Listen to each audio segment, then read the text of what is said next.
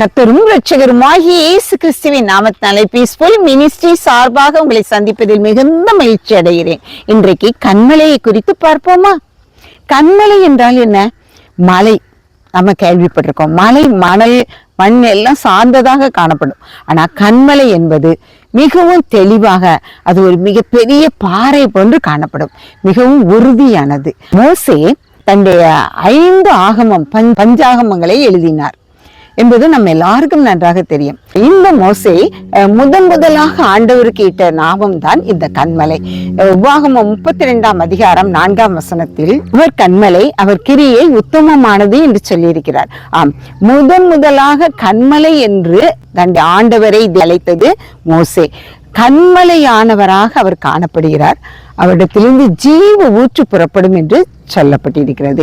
தாவீது சங்கீதம் 18:2 அவர் என் கன்மலை என்று சொல்லுகிறவராக காணப்படுகிறார். இந்த கன்மலை யார் என்று நாம் பார்ப்போமே ஆனால் 1 கொரிந்தியர் 10:4 பவுல் அப்போஸ்தலன் கூட இந்த கன்மலையை குறித்து சொல்கிறார். அதாவது எல்லாரும் ஒரே ஞானபானத்தை குடித்தார்கள், எப்படி எனில் அவர்களோட கூட சென்ற ஞான கன்மலையின் தண்ணீரை குடித்தார்கள். அந்த கன்மலை கிறிஸ்துவே. ஆக மோசே, தாவீது, பவுல் அப்போஸ்தலன் என்று எல்லாரும் ஞான கன்மலை ஆகிய ஆண்டவரை குறித்து அவருடைய தண்ணீரை புசித்தார்கள் என்று சொல்லப்பட்டிருக்கிறது. எந்த தண்ணீரை குடித்தார்கள் என்று நாம் பார்ப்போமே ஆனால், மோசே வனாந்தரத்துல இஸ்ரவேல் ஜனங்களை வழிநடத்தி வரும் பொழுது இந்த ஞான தண்ணீரை, ஞான கன்மலையிலிருந்து புறப்பட்ட தண்ணீரை குடித்தார்கள் என்று நாம் பார்க்கலாம். அதாவது சீன் வனாந்தரத்திலிருந்து வீதி மேல பாளையம் இறங்குறாங்க. அந்த சமயத்துல இவங்களுக்கு தண்ணீர் இல்லாம தாகத்தால வறண்டு காணப்படுறாங்க. அவங்களுக்கு எப்போ பிரச்சனை வந்தாலும் மோசேட்ட வலகம் பண்றதே அவங்களுக்கு வேலைங்கிறதுனால இந்த நேரமும் எங்களுக்கு தண்ணீர் இல்லாம எங்க ஜீவனை அழிக்கவா இங்க கூட்டிட்டு வந்தீருன்னு சொல்லி வாதாடுறாங்க. உடனே மோசே ஆண்டவருடைய சமூகத்துல போய் கேட்கறான், ஆண்டவரே இந்த ஜனங்கள் தாகத்தினால வறண்டு போய் இருக்கிறாங்களே, நான் என்ன செய்யன்னு கேட்கறான். உடனே ஆண்டவர் சொல்றாரு, நான் இந்த கன்மலையின் மேல நிக்கிறேன், கன்மலைய உன் கையில இருக்க கோலினால அடி அப்படிங்கிறாரு.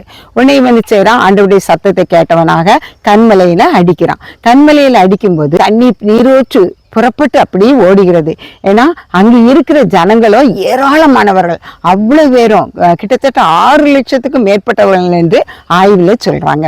அத்தனை ஜனங்களும் குடிக்க போதுமானதாக கன்மலையிலிருந்து நீரூற்று புறப்பட்டு ஓடுகின்ற அந்த நீரூற்றில எல்லா ஜனங்களும் தண்ணீர் குடித்து சந்தோஷமாக காணப்பட்டார்கள். அந்த இடத்துக்கு மோசே மாசா மேரிபா என்று பெயர் வைத்தார். ஜீவ தண்ணீர் அவர் தருகிற தண்ணீராக, என்னிடத்தில் பானம் பண்ணுகிற ஒருபோதும் தாகமடைவதில்லை என்று சொல்லுகிறவர், தாகம் வல்லவன் என்னிடத்தில் வரக்கடவன் என்று அழைக்கிறவர்.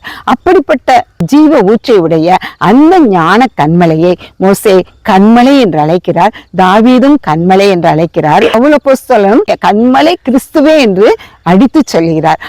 இப்படிப்பட்ட கன்மலையை நாம் சுதந்திரமாக பெற்றிருக்கிறோம். அந்த கன்மலையின் மேல் நாம் அவருடைய பாதத்துல அமர்ந்து இருக்கும் பொழுது, அவருடைய வேத வசங்களை நாம் கற்றுக்கொள்ளும் பொழுது, அதில் நாம் தியானமாய் இருக்கும் பொழுது, நாம் இன்றும் தாகமில்லாதவர்களாக காணப்படத்தக்கதாக ஜீவ தண்ணீரை ஆவிக்குரிய பானமாக அவர் நமக்கு தர சித்தமுள்ளவராக காணப்படுகிறார்.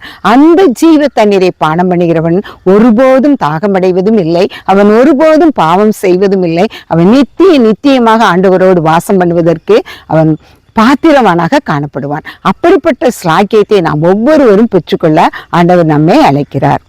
என்னாகமம் 1:46 6,03,550 பேராயிருந்தார்கள் என்று சொல்லப்பட்டிருக்கிறது. இந்த 6,03,550 பேர் நீர் அருந்தக்கூடியதாக ஆண்டவர் அந்த கன்மலையை பிளந்து கொடுத்தார்னா, அந்த பூமியிலே வசிக்கிற அவ்வளவு பேரும், உலகம் முழுவதும் வசிக்கிற அத்தனை ஜனங்களும் பானம் பண்ண ஞான கன்மலையாய் அவரிடத்துல அந்த நீரூற்றை நாம் பானம் பண்ண அவர் நம்மை அழைக்கும் பொழுது, அவருடைய அழைப்பை நாம் ஏற்றுக்கொண்டவர்களாக அவருடைய சமூகத்துல காத்திருந்து அவருடைய வேத வசனமாகி அந்த நீரூற்றை நாம் பருவோமே ஆனால் நம்முடைய வாழ்க்கை மிகவும் செழிப்பாக காணப்படும். ஆண்டவருடைய அழைப்பை கேட்டு அவருடைய வசனத்தின் மேல் நம்முடைய வாழ்க்கை அமையும் பொழுது நாம் எப்படிப்பட்ட வீட்டை கட்டுகிறவர்களாக காணப்படுவோம் என்று மத்தேயு 7:24-25 சொல்லப்பட்டிருக்கிறது. அதாவது புத்தியுள்ள மனுஷன் கன்மலையின் மேல் கட்டப்பட்ட வீட்டுக்கு சமமானவன் என்று சொல்லப்பட்டிருக்கிறது. பெருமழை பெய்து வெள்ளம் ஆறாக ஓடும் பொழுது காற்று பயங்கரமாக அலைக்கழிக்கப்பட்டாலும் அந்த கண்மலையின் மேல் கட்டப்பட்ட வீடானது ஒருபோதும் சரிந்து போகாது என்று சொல்லப்பட்டிருக்கிறது. நித்திய கண்மலையாகி அவர் மேல் கட்டப்பட்ட வீடாக, அவர் மேல் அஸ்திபாரத்தை போடப்பட்டவளாக நம்முடைய ஆவிக்குரிய வாழ்க்கை காணப்படும் பொழுது நாம் எந்த ஒரு சாத்தானின் பிரச்சனைகளினாலும் அழிந்து போக மாட்டோம். நாம் ஆண்டவருக்குள்ளாக நிலைத்து நிற்போம். அதே சமயம் மணல் மேல் கட்டப்பட்ட வீடாக நாம் காணப்படுவோமே ஆனால் இந்த லெந்து நாட்கள்ல நம்மை நாமே நாம் நிதானித்து அறிந்து ஆண்டவருடைய சமூகத்துல காத்திருக்கும் பொழுது நாமும் கண்மலையாகி அவர் மேல் அவர் நிற்கத்தக்க வாசஸ்தலமாக அவருடைய பாதத்துல நாம் அமரும் பொழுது அவருடைய வசனத்தை நாம் பெற்றுக்கொண்டவர்களாக, அவருடைய வார்த்தையை நாம் உட்கொண்டவர்களாக நம்முடைய வாழ்க்கையில நாம் நடக்கும் பொழுது, அவருடைய கற்பனைகளின்படி நாம் நடக்கும் பொழுது அவர் நமக்கு மிகுந்த சந்தோஷத்தையும் சமாதானத்தையும் தருகிறவராக காணப்படுகிறார்.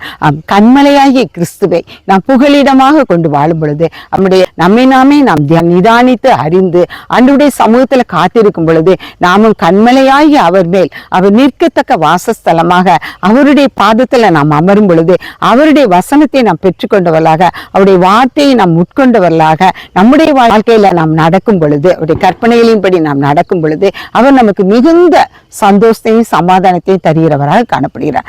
கண்மலையாகிய கிறிஸ்துவை நாம் புகலிடமாக கொண்டு வாழும் பொழுது நம்முடைய எல்லா இக்கட்டுகளிலிருந்தும் நம்மை விடுவிக்கிறவராக காணப்படுகிறார். கண்மலையை அடி என்று சொன்னார். மோசே அடித்த நிமித்தமாக கண்மலையிலிருந்து தண்ணீர் வந்தது.